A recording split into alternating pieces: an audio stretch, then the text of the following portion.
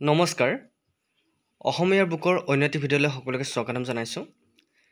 আজি যিকেইটা কুৱেশ্যন আপোনালোকে দেখিবলৈ পাব সেইকেইটা কুৱেশ্যন আছামীয়া বুকৰ পৰা আপোনাৰ কাৰণে লৈ আহিছে। গতিকে পাৰ্ট 1ৰ পৰা যদি ভিডিঅ'বোৰ চোৱা নাই চাব। পৰীক্ষাৰ কাৰণে বেছি দিন নাই, আশা কৰোঁ ভিডিঅ'টো শেষলৈকে চাব। প্ৰথম কুৱেশ্যনটো হৈছে প্ৰথম অসমীয়া গদ্য সংকলন কথাগীতাৰ ৰচক কোন? আপোনালোকে জানেনে যে কথাগীতাৰ ৰচক হৈছে আৰু ভট্টদেৱ। কেতিয়াবা কুৱেশ্যনটো এনেকুৱা ধৰণে আহিব পাৰে, প্ৰথম অসমীয়া গদ্য সংকলনখনৰ নাম কি? ভট্টদেৱে লিখা। তেতিয়া আপোনালোকে লিখিব লাগিব কথাগীতা। মনত থাকিব কথাগীতাখন কোনে ৰচনা কৰিছে? ভট্টদেৱে। নেক্সট কুৱেশ্যনটোলৈ আহিছোঁ। শ্ৰীমন্ত শংকৰদেৱে তেখেতৰ নাটসমূহ লিখোঁতে কি ভাষা ব্যৱহাৰ কৰিছিল? প্ৰায়ে পৰীক্ষাত আহি থকা দেখা যায় এইটো কুৱেশ্যন। মনত ৰাখিব যে শ্ৰীমন্ত শংকৰদেৱে তেখেতৰ নাটসমূহত ব্ৰজাৱলী ভাষা ব্যৱহাৰ কৰিছিল। আৰু এই যিকেইটা কুৱেশ্যন আপোনালোকে দেখিবলৈ পাইছে আজি, আপোনালোকে যদি প্ৰিভিয়াছ ইয়াৰ কুৱেশ্যন পেপাৰসমূহ চায় তেনেহ'লে গম পাব ইয়াৰ ভিতৰত আপোনালোকে কুৱেশ্যন অহাটো 100% চিয়'ৰ আহেই কুৱেশ্যন। নেক্সট কুৱেশ্যন নম্বৰ 3, কোন চনত কোনে অসমীয়া ভাষাক অসমত নতুনকৈ প্ৰতিষ্ঠিত কৰিছিল? 1872 চনত ছাৰ জৰ্জ কেম্বেলে অসমীয়া ভাষাক অসমত নতুনকৈ প্ৰতিষ্ঠিত কৰিছিল। কোনে কৰিছিল আৰু কিমান চনত? সেইটো মনত ৰাখিব। 1872 চনত ছাৰ জৰ্জ কেম্বেলে। নেক্সট কুৱেশ্যনটোলৈ আহিছোঁ। শ্বেক্সপিয়াৰৰ কোনখন নাট অসমীয়ালৈ অনুবাদিত প্ৰথম নাট? বা কোনখন নাট শ্বেক্সপিয়াৰে অসমলৈ অনুবাদ কৰিছিল? ইয়াৰ নাটখনৰ নাম হৈছে comedy of ears. Comedy of এয়াৰ্ছখন শ্বেক্সপিয়াৰৰ নাটক হয় আৰু সেইখন প্ৰথম অসমীয়ালৈ অনুবাদ কৰা হৈছিল। অসমীয়া চুটিগল্পৰ পিতৃস্বৰূপ বুলি কাক কোৱা হয়? আমি সকলোৱে জানো লক্ষ্মীনাথ বেজবৰুৱাদেৱক অসমীয়া চুটিগল্পৰ পিতৃ বুলি কোৱা হয়। কুৱেশ্যন নম্বৰ 6, 1990 চনত কাৰ দ্বাৰা ৰচিত কোনখন উপন্যাস হৈছে প্ৰথম অসমীয়া উপন্যাস? হয়, পদ্মনাথ গোহাঞি বৰুৱাই ভানুমতী নামৰ উপন্যাসখন 1990 চনতে ৰচনা কৰিছিল আৰু এইখন উপন্যাস হৈছে অসমীয়া প্ৰথম উপন্যাস। কেতিয়াবা আহিব পাৰে অসমৰ বা অসমীয়া ভাষাৰ প্ৰথম উপন্যাসখনৰ নাম কি? ভানুমতী। আৰু এই উপন্যাসখন কোনে ৰচনা কৰিছিল? পদ্মনাথ গোহাঞি বৰুৱাই। আৰু উপন্যাসখন কিমান চনত ৰচনা কৰা হৈছিল? 1990 চনত। কুৱেশ্যন নম্বৰ 7, শংকৰদেৱৰ দ্বাৰা উদ্ভাৱিত এক অংকযুক্ত নাটসমূহক কি নাট বোলা হয়? হয়, এক অংকযুক্ত নাটসমূহক অংকীয়া নাট বোলা হয়। নেক্সট কুৱেশ্যনটোলৈ আহিছোঁ। সাহিত্য একাডেমী বঁটা লাভ কৰা কোনখন পুথি প্ৰথম অসমীয়া পুথি? হয়, সাহিত্য একাডেমী বঁটা লাভ কৰা প্ৰথম অসমীয়া পুথিখনৰ নাম হৈছে বনফুল। এতিয়া মোক আপোনালোকে কমেণ্ট কৰিব যে বনফুলখন কোনে ৰচনা কৰিছে। তেতিয়াহে মই গম পাম যে আপোনালোকে মোৰ বিশ্বাসী বন্ধুৰ ভিডিঅ'বোৰ শেষলৈকে চাই বা আপোনালোকে পঢ়িছে। গতিকে শুদ্ধ উত্তৰটো দিব যে বনফুল কাৰ ৰচনা বা কোনে বনফুল ৰচনা কৰিছে।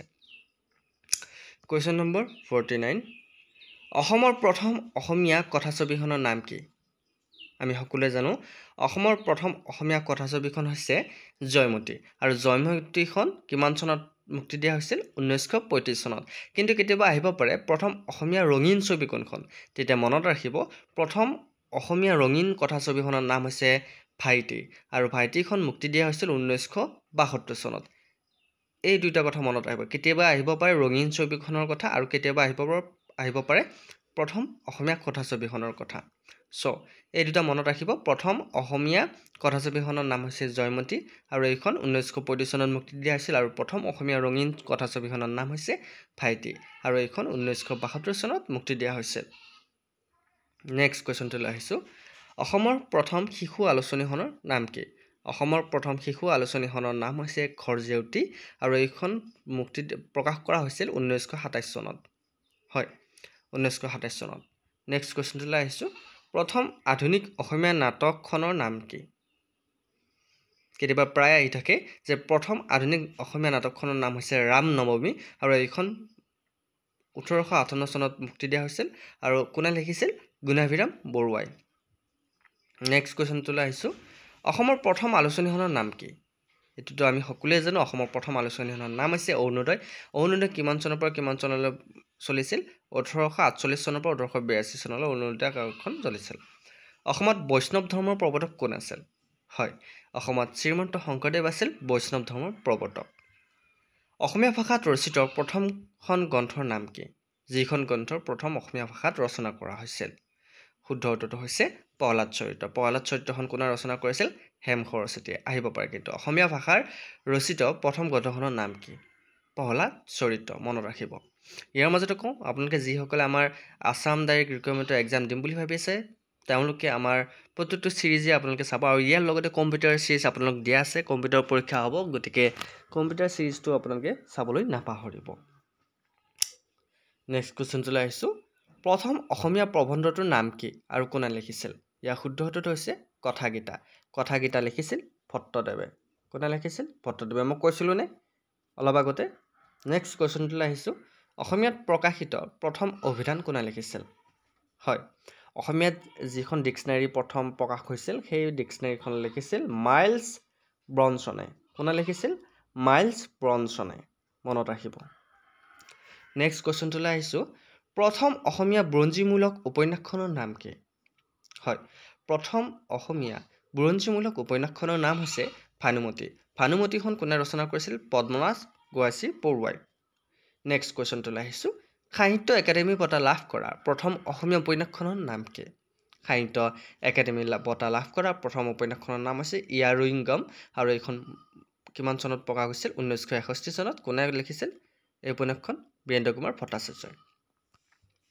নেক্সট কোৱেশ্চনটোলৈ আহিছোঁ সাহিত্য একাডেমি বঁটা লাভ কৰা প্ৰথম অসমীয়া গ্ৰন্থখনৰ নাম কি মই অলপ আগতে কৈছোঁ প্ৰথম অসমীয়া গ্ৰন্থখনৰ নাম হৈছে বনফুল 1955 চনত মুক্তি হৈছিল প্ৰকাশ কৰা হৈছিল আৰু বনফুল কাৰ ৰচনা যতীন্দ্ৰনাথ দুৱৰাৰ ৰচনা মই আশা কৰোঁ আপোনালোকে শুদ্ধ উত্তৰটো কমেণ্ট কৰিলে আৰু যদি কৰা নাই মই শুদ্ধ উত্তৰটো কৈয়ে দিলোঁ যে বনফুল কাৰ ৰচনা যতীন্দ্ৰনাথ দুৱৰাৰ ৰচনা নেক্সট কুৱেশ্চনটোলৈ আহিছোঁ জ্ঞানপীঠ বঁটা লাভ কৰা প্ৰথম অসমীয়া গ্ৰন্থখনৰ নাম কি হয় জ্ঞানপীঠ বঁটা লাভ কৰা প্ৰথম অসমীয়া গ্ৰন্থখনৰ নাম হৈছে মৃত্যুঞ্জয় 1979 চনত প্ৰকাশ কৰা হৈছিল আৰু কোনে লিখিছিল বা ৰচনা কৰিছিল বীৰেন্দ্ৰ কুমাৰ ভট্টাচাৰ্যই নেক্সট কুৱেশ্চনটোলৈ আহিছোঁ প্ৰথম অসমীয়া শিশু উপন্যাসখনৰ নাম কি হয় প্ৰথম অসমীয়া শিশু উপন্যাসখনৰ নাম হৈছে পাতালপুৰি মনত ৰাখিব নেক্সট কুৱেশ্চনটোলৈ আহিছোঁ অসমৰ প্ৰথম ICS আৰু বেৰিষ্টাৰ কোন আছিল আমি সকলোৱে জানো অসমৰ প্ৰথম ICS বিষয়া আৰু বেৰিষ্টাৰ আছিল আনন্দৰাম বৰুৱা হয় তেখেতেই অসমৰ প্ৰথম ICS নেক্সট কুৱেশ্চনটোলৈ আহিছোঁ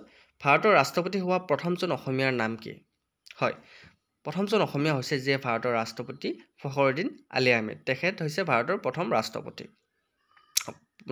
ভাৰতৰ প্ৰথম ৰাষ্ট্ৰপতি নহয় অসমৰ প্ৰথম ৰাষ্ট্ৰপতি ভাৰতৰ ৰাষ্ট্ৰপতি হোৱা প্ৰথমজন অসমীয়া তেখেত নেক্সট কুৱেশ্চনটোলৈ আহিছোঁ প্ৰথম অসমীয়া ৰাজ্যপালজনৰ নাম কি যিয়ে প্ৰথম অসমৰ ৰাজ্যপাল বিষ্ণুৰাম মেধি নেক্সট কুৱেশ্চনটোলৈ আহিছোঁ প্ৰথম অসমীয়া নিৰ্বাচনী আয়ুক্তজনৰ নাম কি হয় প্ৰথম অসমীয়া নিৰ্বাচনী আয়ুক্তজনৰ নাম হৈছে হৰিশংকৰ ব্ৰহ্ম যিয়ে প্ৰথম অসমীয়া নিৰ্বাচন আয়ুক্ত হিচাপে শপত গ্ৰহণ কৰিছিল নেক্সট কুৱেশ্চনটোলৈ আহিছোঁ প্ৰথম অসম সাহিত্য সভাৰ সভাপতিজনৰ নাম কি হয় প্ৰথম অসম সাহিত্য সভাৰ সভাপতিজনৰ নাম হৈছে পদ্মনাথ গোহাঁই বৰুৱা 1917 চনত নেক্সট কুৱেশ্চনটোলৈ আহিছোঁ অৰ্জুন বঁটা বিজয়ী প্ৰথম অসমীয়াজন কোন যিয়ে প্ৰথম অৰ্জুন বঁটা লাভ কৰিছিল হয় অৰ্জুন বঁটা বিজয়ী প্ৰথম অসমীয়াজন হৈছে ভোগেশ্বৰ বৰুৱা কোনে লাভ কৰিছিল ভোগেশ্বৰ বৰুৱা আপোনাৰ আসাম ডাইৰেক্ট ৰিক্ৰুইটমেণ্টৰ যোৱাবাৰ গেট 3 আপোনাৰ পৰীক্ষাত এই কুৱেশ্চনটো দেখিবলৈ পোৱা গৈছে আৰু ইয়াৰ লগতে এনেকুৱা ধৰণৰ বহুতো কুৱেশ্চন আছে যি আজি ভিডিঅ'টোত আপোনালোকে দেখিবলৈ পাইছে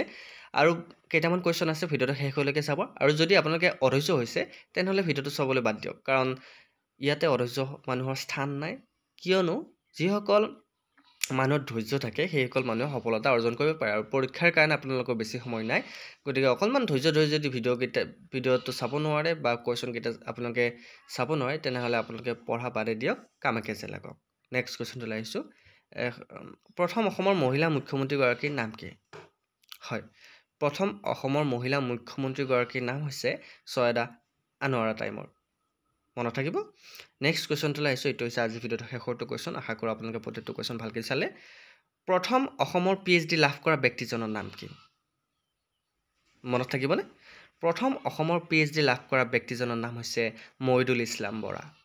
কোন? মইদুল ইছলাম বৰা। এখেত হৈছে প্ৰথম অসমৰ PhD লাভ কৰা ব্যক্তি। আজি ভিডিঅ'টো চাই কেনে পালে জনাবলৈ নাপাহৰিব আৰু মই যিটো কুৱেশ্যন কৰিছিলোঁ আশা কৰোঁ আপোনালোকে শুদ্ধ উত্তৰ দিলে। যদি দিলে ভাল কথা, যদি দিয়া নাই তেনেহ'লে ট্ৰাই কৰিব প্ৰতিটো কুৱেশ্যনৰ এনচাৰ দিবলৈ। আজিলৈ মই অন্য এটা ভিডিঅ'ত আকৌ লগ পোৱাৰ প্ৰতিশ্ৰুতিৰে জয় হিন্দ, জয় অসম।